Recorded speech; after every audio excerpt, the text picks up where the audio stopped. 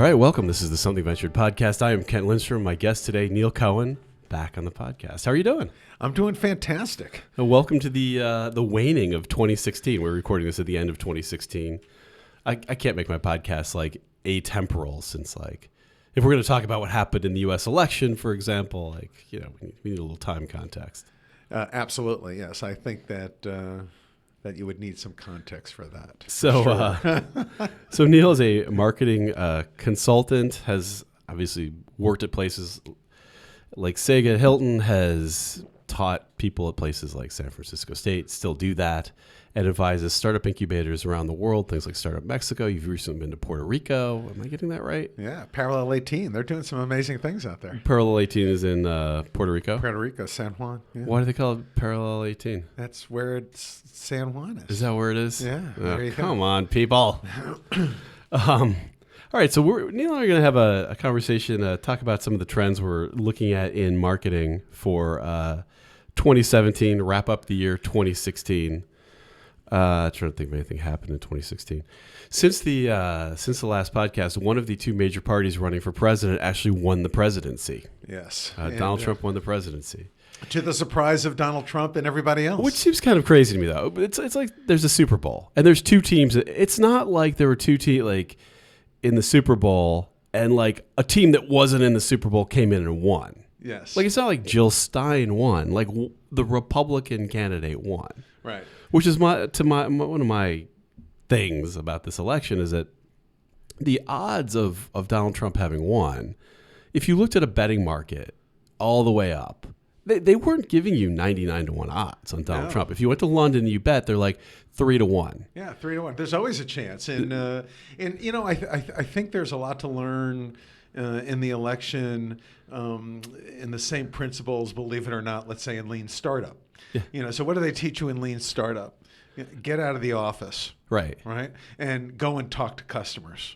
And talk to hundreds of customers. Yeah. I think maybe if some of us got out of the office and went and talked to people, we would have gotten a different story than I think was the prevailing narrative that this thing is locked and loaded. And I think that a lot of news is coming out right now when you look at I don't think Clinton ran a poor campaign, but I think that when you look at data that was available. That they weren't getting out of the office and looking at it; they were ignoring it. Well, and I also think there was a data. Well, they were doing a version of something you can do. Be careful here, but you do this in startups where you go listen to your customers and you're like, well, they're idiots, they're wrong. Yeah. So when you get somebody who goes, I'm voting for Donald Trump, and they're speaking in a Southern accent or something, you're like, that guy's an idiot. Now the way you say it is you say non-college educated, but you're basically.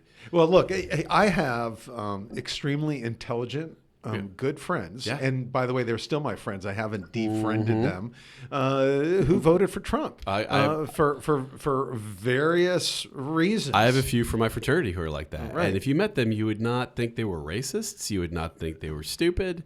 You wouldn't agree with them. Your blood would boil when they told you why they voted for Donald Trump, but they weren't just dumb, No, they're not dumb. And I think, there's this old adage in politics, not that I'm a political scientist or an expert, but it's drive around and look at the yard signs. And their stories, now is if you pulled out of let's say, Minneapolis, or Detroit, or some of these other cities in the Rust Belt, and you drove around the countryside, weren't a heck of a lot of Clinton signs up. Well, I was outside of Portland, and people were up on the freeway overpasses, jumping up and down with their Trump signs. Nobody was jumping up with their Hillary signs.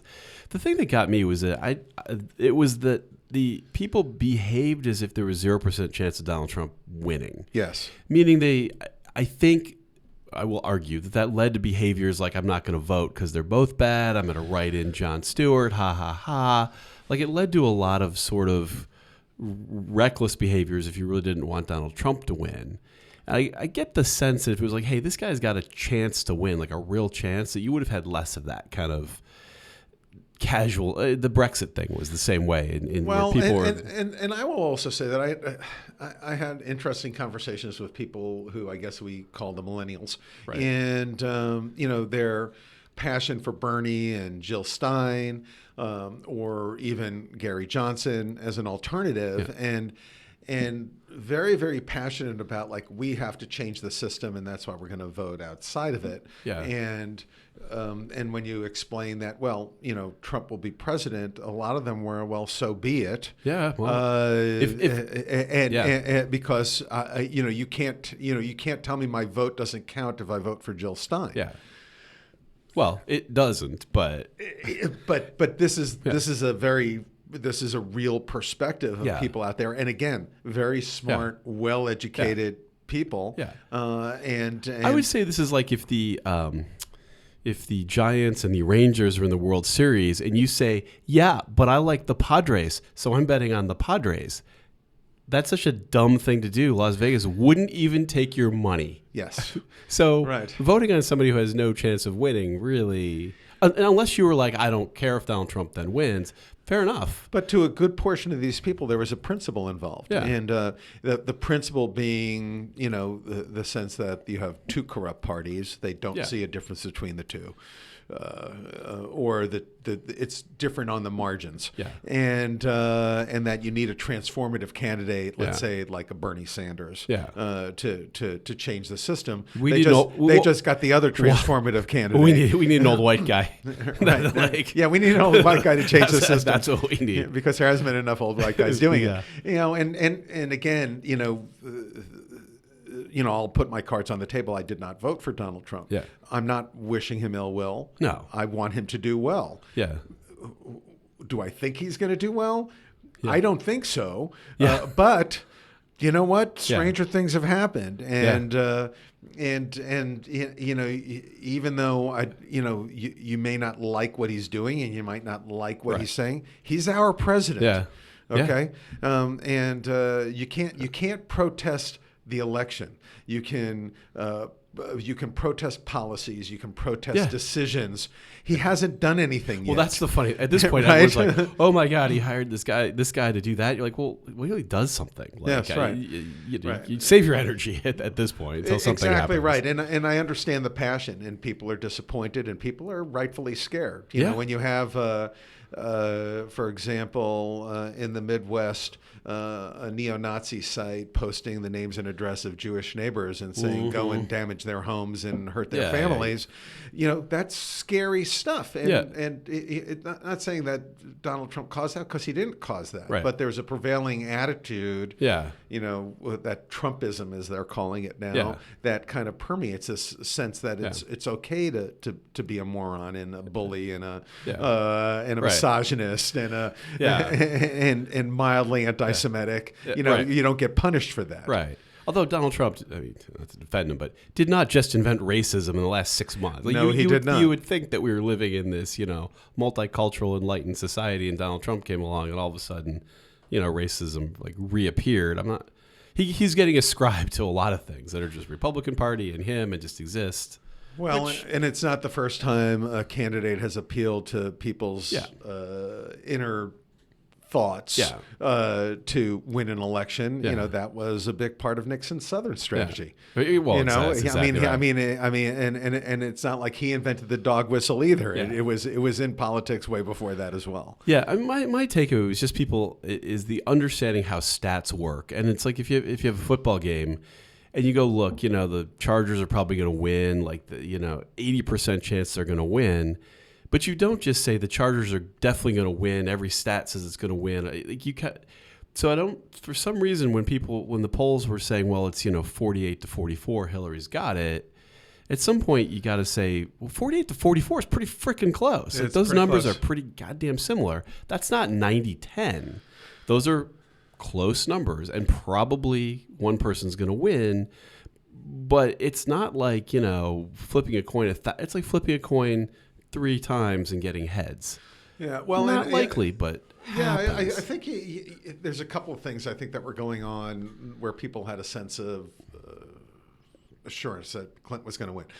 One, if you look back at Romney and Obama, and the numbers were very, very close. As a matter of fact, it was a coin flip going into the election. But the Obama camp felt fairly confident because their internal data said that they were way ahead. And what's 52 to 47%, but that's pretty big in today's fairly polarized politics. So they had felt that they had improved on the Democrats had improved on their ability to collect and measure and understand the data. And I think it lulled them into this sense like, no, we're up by 5 in Michigan. We're up by 7 in Pennsylvania. We're up by, they looked across the board and then when you have that sense of confidence, then you allocate resources differently. And so I think what you have here, in a lot of senses, is a failure of understanding the data, or a failure of big data collection, right? And by the way, if you look across the board at all the pollsters, except for one poll, which was that crazy USC outlier poll that everybody always said, like, look at that stupid little poll over there that always has Trump ahead. Aside from them, nobody had it. Nobody had it. It's interesting. The one thing I would say too that would seem kind of obvious, maybe in retrospect, is if you understand survey bias, there seem to me to be two possible obvious biases, which are, hey, voter, you going to vote for Donald Trump? No, because you don't want to get, even though you are, because you don't want to get harassed. Seems like a fairly obvious bias. Like, no, I'm not going to vote for him, Trump at the election. And the other one would be like, I'm voting for Hillary Clinton. Are you going to the polls this Tuesday? Oh, yes, I'm going to the polls. Like, seem to be two obvious possible biases that might have been in those polls that, Well, again, the one gentleman who has the model, it's a 12-point model, and he said if any 6, the outlier, the incumbent loses, right? And he said all along from the beginning, I don't care what happens, Trump's going to win. Because it's a change election. Him and Michael Moore, Right, and so I think if you look at it from a Clinton perspective, hindsight's always 20/20. But even foresight, it's like these are things that could have been prevented or mitigated by simple things. And Nate Silver has a great book, Signal and Noise, and the whole book is about how in all these different scenarios, when you talk about the housing crisis, or you talk about predicting the weather, or even punditry on TV, how bad decisions get made. And I think this is going to be one of the classic case studies when you look back at that there were a lot of bad decisions made on data that if you would have cut it differently, looked at it differently, measured it differently, or even, like I said earlier, gotten out of the office and just walked around the countryside, you might have had a different opinion. That was a Seth Meyers joke. Seth Meyers is one of the few people I heard, the comedian, who said, because everyone's like, oh, he's got a very narrow path. Things like he's unqualified, may have confused people. I hope people understand there's only 2 qualifications to be president. One's that you're 35 and one's that you're a U.S. citizen. So I hope that didn't make people think that there was some rule. I know what they meant. Like that you have to spell. But Seth Meyers was like, are you sure nobody's voting for Donald Trump? Are you sure that everyone in your yoga class is not voting for Donald Trump? Which is very true. People are like, I don't know anyone voting for him. It's like, well, yes. Of course you don't, because you deleted them all from your Facebook feed. And I actually kept a couple, and it was.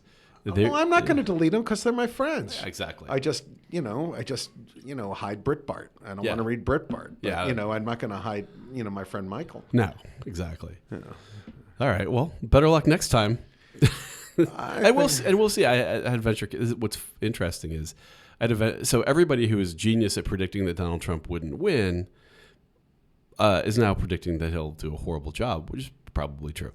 I had a venture capitalist. I was in a meeting. He said, "What if he's a good president?" What if he's a good president? And everyone in the room was like, 0% chance. Like, well, no, not zero. We just learned that. It's never zero. And that's exactly right. Look, I'm the old saying, expect the worst, but hope for the best. Exactly. And I do hope for the best because it's a dangerous, scary world. Yeah.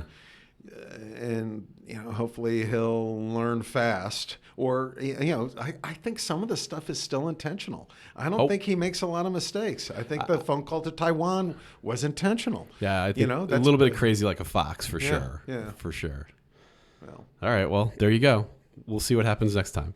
But it was fast. I just thought that the data thing just fascinated. That he won, I thought was, from my perspective, I liked Hillary. I thought it was very bad news. But there was surprising news is what bothered me. I did not think it should have been. People carried on as if Jill Stein had won, not as if one of the two major party candidates had won. Yeah, he still had the support of a major political party. I know.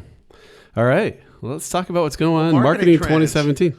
And some of these sound kind of obvious. I mean, which I think we can shed a little light on why they're not quite the internet's going to be big. Yeah, the internet. It's all the kids are doing it. Mobile's going to be a thing. Well, but I think there are some things that that are they call the blaring glimpse of the obvious, the BGOs, right? You got to give a 3-letter acronym to everything. TLA.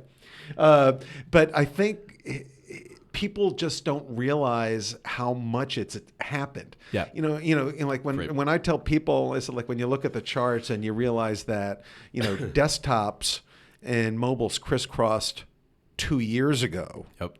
And people go, 2 years ago? Yeah. Really?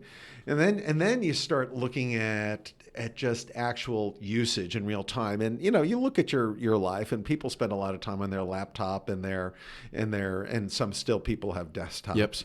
Yep. But the desktop is declining at such a rapid pace. And mobile, the smartphones have been the fastest adopted technology most in the history of technology.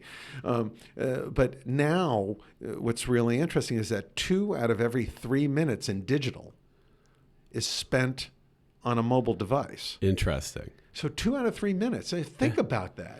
And that's a crazy stat. Yeah. Well, one of the things I do think is interesting about all these things is how fast it's coming. And I look at Uber, where I don't know, it wasn't many years ago when Uber emerges in San Francisco, and everybody, including me, draws the same conclusion, which is it's this app for privileged Silicon Valley kids to get black cars. A year later, they kind of make the adjustment. Now you're like, wait, this is a global transportation thing. Now they're losing $3 billion a year, which is actually good, because if you can lose $3 billion, you can make $3 billion, and it's a juggernaut. Right. That's been in 2.5 years. Yep. And so now my prediction that the driverless cars would be around, on when the Jetsons flying cars show up. Right. It's that quick. It's way the transformation quicker. Is that quick. And there are some other interesting stats that kind of nobody under 30 knows what the Jetsons is. Well, look, if you look at all the things like, from example, cord cutting and the decline of cable. Yep. Okay, and the cable companies. I mean, they know what's happening, and they're looking for different ways for you to use their product and services, without the cord. But they're getting their rears kicked by the Netflix and the Hulus of the world. And what does Netflix do recently? Okay, now you can watch your shows without even being connected, right? Yep. So they get it, that you've got this transformation of the usage of media, and and it's all happening in this concentrated period of time. And the impact for marketing is that marketers notoriously don't catch up fast enough. There are always outliers. People who kind of get it, and they're edgier companies. And for different reasons, they know what to do, or they take that risk or advantage. I am telling you from my personal experience talking to companies, and these are big enterprises, that they are deer in headlights. They're still buying 30-second spots on TV. On TV, and so this is for your audience. Advertising as we know it is dead. or as you think you know it is dead. Right. And you kind of know what the new thing is. Right. But mobile has effectively killed it. And I think we were talking earlier, there's another stat that spending on mobile advertising will exceed TV advertising in 3 years. Interesting. Right. Right now there's more spending in digital than there is on TV. But still not be lined up. Like still people will be overspending on TV for how much time people spend. Right now, believe it or not, TV is still is almost at the right number. Yeah. The thing that's still out of whack is print. Believe it or not, print is rapidly declining. It's kind of like 4% of total daily consumption for people, and I'm sure some of your audience is going like, what do you mean 4%? Like 0%? Yeah, right. Okay, and yet it still gets 15 to 16% of the ad budget, and it's like, why are you spending your money there on a flat page that does nothing for you? Probably because guys at auto dealerships read newspapers. Yeah, Scott Sessa, who ran NBC Entertainment, told me like the CW, the TV network, used to always just get way more ad dollars than the CW should have ever gotten for how big the CW was compared to everyone else. Right. And the reason was the people who watch CW are like 25 to 28-year-old women. And the people who were buying media in New York at the time were 25 to 28-year-old women. And so they were like, well, the CW always got a couple extra dollars because they're like, everyone watches the CW. Well, you'll enjoy this is that the Hallmark Channel is the best performing channel because you've got this super niche audience. Right. And it's just like you talk about pointing a laser at your customer. Right. So they do extraordinarily well for this niche-y, lightly watched channel. Right. And they just rake it in. The most profitable channel on TV. Yeah, I saw almost all cable channels are down. I forget which ones are up. Cartoon Network is up and HGTV. Yeah. But people love HGTV because they've got good content. Well, I think the other thing about HGTV too is they have so many shows, and there's no other way to get them. Yeah. Like nobody puts on BitTorrent. Game of Thrones is on BitTorrent. Sunday night at 6:01. Nobody puts on episode 37 of House Hunters International or whatever. Right.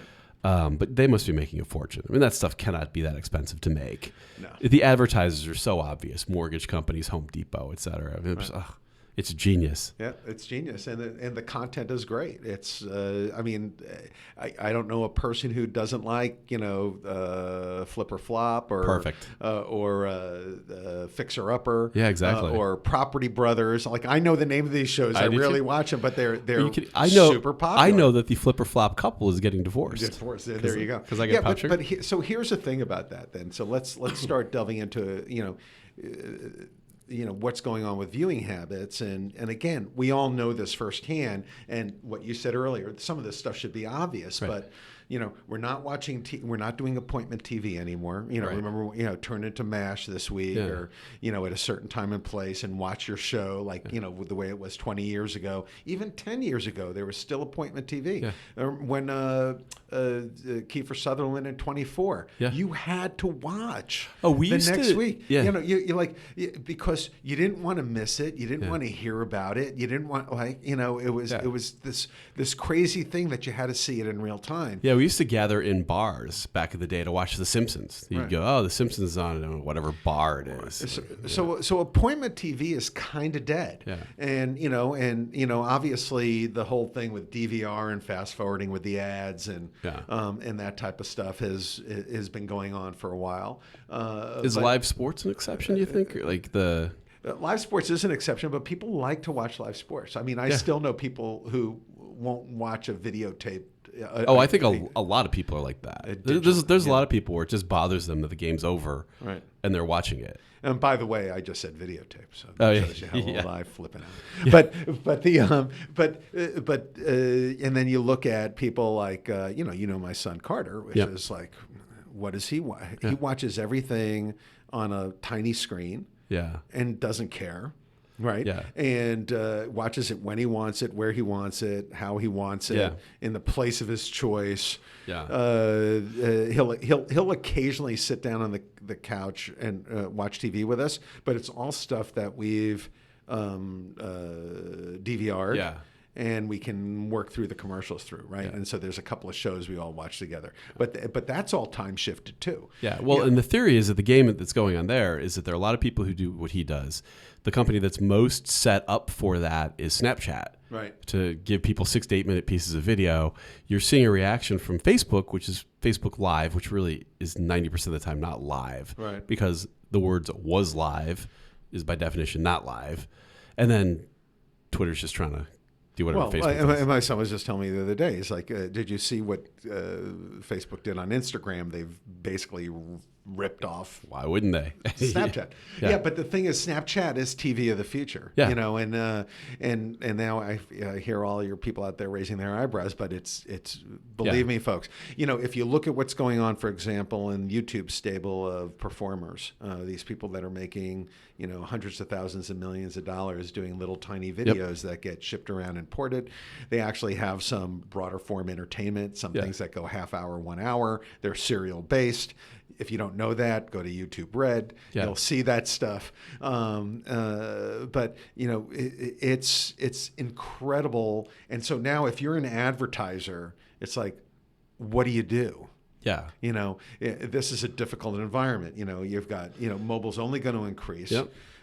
Ad blocking and ad skipping is only going to increase. Right. And people have shorter attention spans. Mm-hmm. You know, so what are the strategies? Because, you know, buying upfront, you know, for the big companies out there doing the annual upfront and buying all the advertising like you usually do, you know, pretty dumb move. Right. You know, when you look at digital advertising, you know, why are people even still doing banner ads? Right. But they're still out there, you know, and people say, oh, programmatic this, programmatic that, but, you know, with what kind of content? Right. You know, and, well, Snapchat has an answer. Like I see they do. Exactly. I see the ads, and the ads are from companies I've heard of. Like it's Coca-Cola and it's Estee Lauder, and it's like big brands are. And the kids who are using it, and now older people too, because it's starting to skew older, so we'll ruin that. Yeah.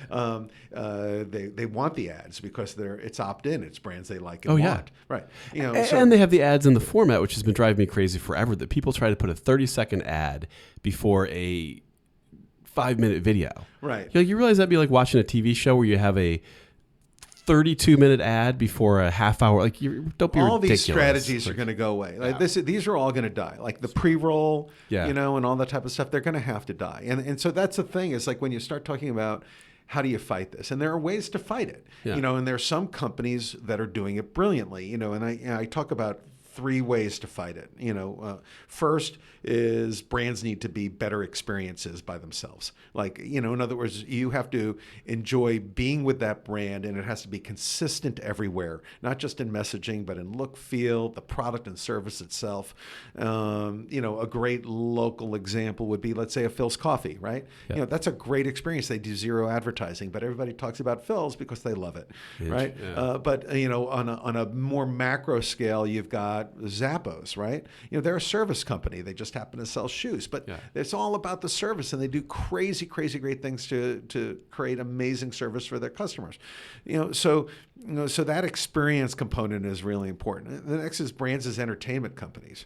And brands need to entertain, and people. It doesn't always have to be funny. It could be dramatic. It could be serious. But you know, who does that great? You know, let's look at Red Bull for a second, and I'll ask all your listeners right now, go on the web and go to redbull.com, and the first thing you'll notice about their website, there's no product on it. Really? 0 product. What do they have? Red Bull TV, Red Bull Records, Red Bull Events. Right.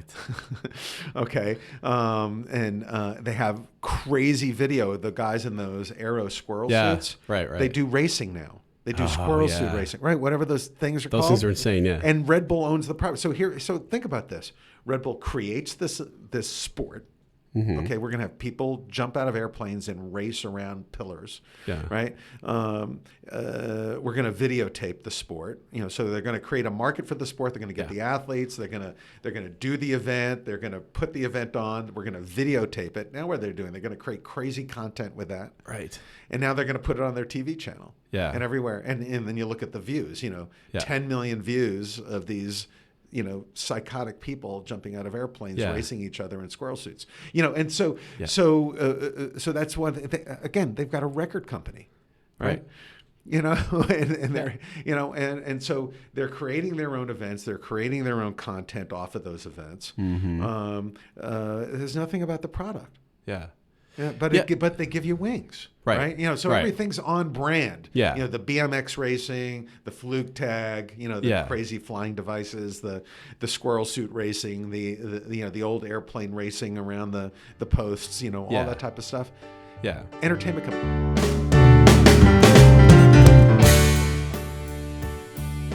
All right, we'll wrap it up there. That's part one of my conversation with Neil Cohen. The second part next week. Second part, all pure marketing insight. It's a good one. No politics next week. Thank you so much for listening. I'm Kent Lindstrom. This has been the Something About You podcast.